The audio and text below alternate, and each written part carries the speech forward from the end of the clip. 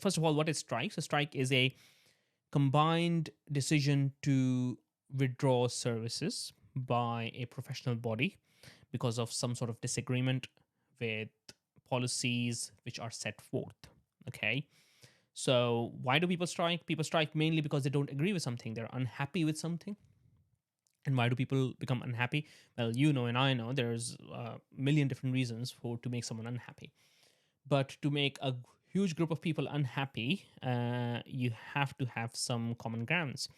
And the common grounds are usually number one, working conditions. So 3-4 years ago, we had our junior doctors strikes, and over there, the dispute was the amount of staffing we had, the timing of shifts, and then the number of weekends we were having to work, and the compensations we were getting for all of that work.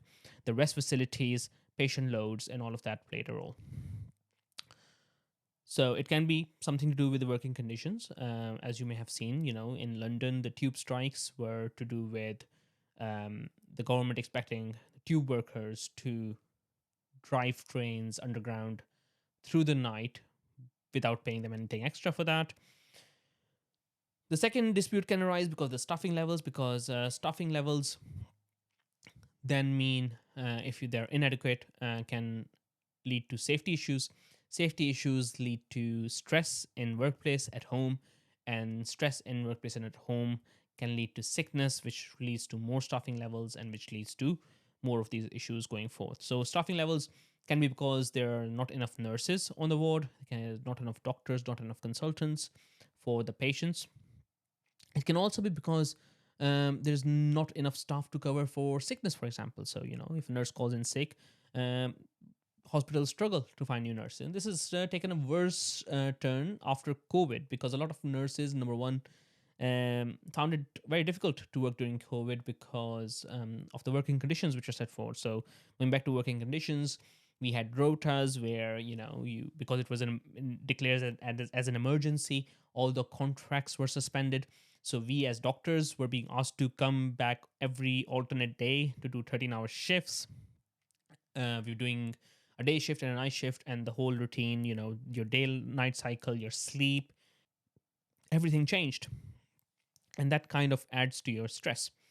So that was one of the reasons. So a lot of nurses then left ICUs, respiratory wards, and the staffing levels went down. It's not just that, the staffing levels have been down even before. Every time there is a winter pressure, winter stress, they struggle to find staff because people, number one, are sick. Number two, there's not enough staff in NHS.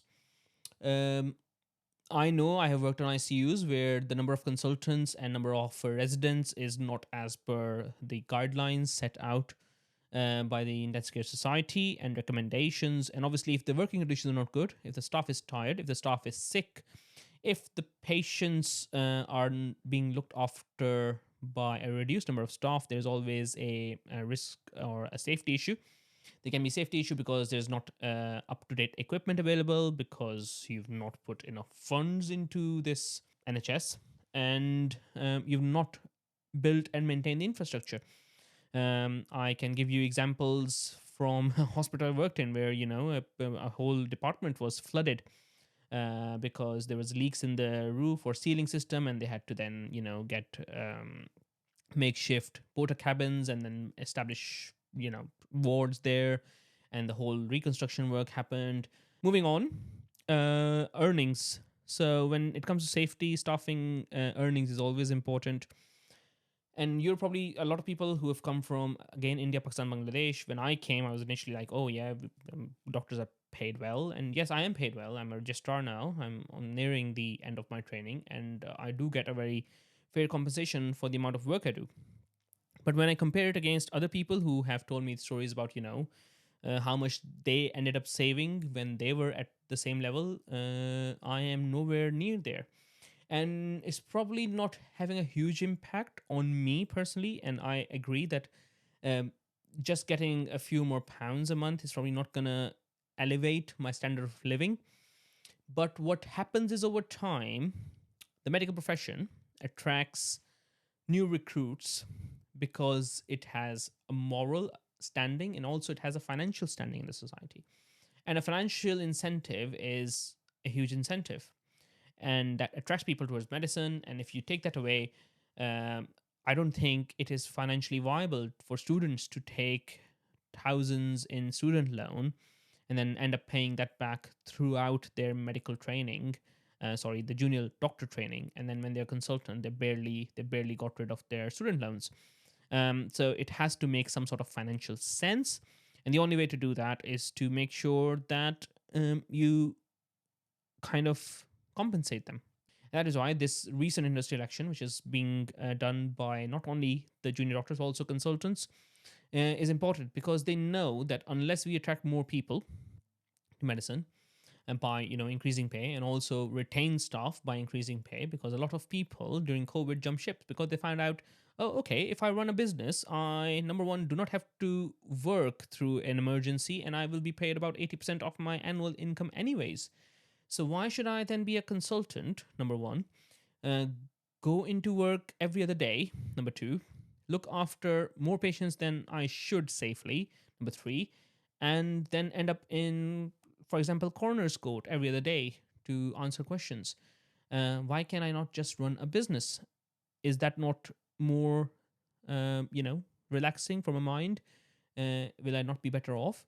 So, in order to retain staff, then you need to compensate them financially, and that is what this government and most governments lose sight of. And also, what happens is when you're short-staffed, uh, and for example, there is loss of life as a result.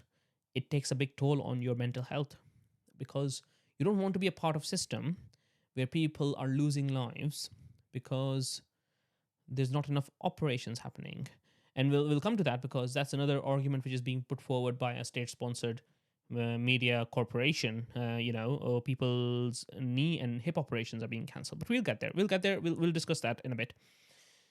Then, what people are unhappy with is staff morale, and why staff morale is important. Staff morale is important for two reasons. Number one, if the staff morale is low, they'll just leave your occupation. Number two, if staff morale is low, there's not enough teamwork.